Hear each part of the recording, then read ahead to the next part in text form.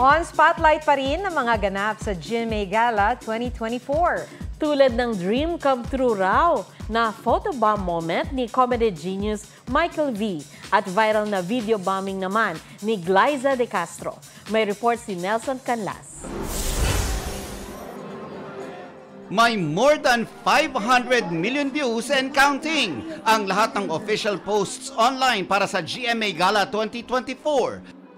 Kasabay ng mega trending nito online, ang sabay-sabay na naglabas ang viral posts.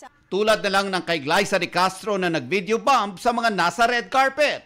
Hindi raw napansin ng Running Man Philippines Season 2 star na may camera sa kanyang harapan dahil busy siya sa catching up chismisan sa mga nakita niya sa red carpet. Parang sa mga event na ganito, dito lang talaga nangyayari yun eh. Parang ang saya to celebrate GMA together.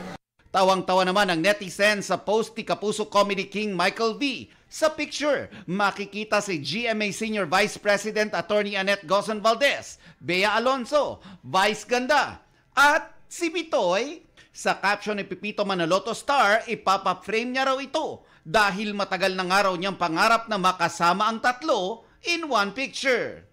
Mars, parang wala kang ganang kumain.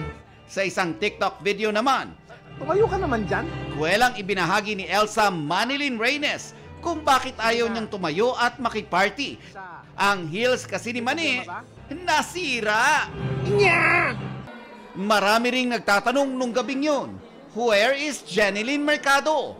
Nagkaroon kami ng emergency sa bahay kaya hindi siya nakasama. Mga bagay na alam mo yun, hindi maiwan ng ina. Kahapon nag-post naman si Jen ng dapat sanang outfit at look niya sa GMA Gala. Ngayong araw naman, inilabas din ni Jen ang kanyang pre-gala shoot.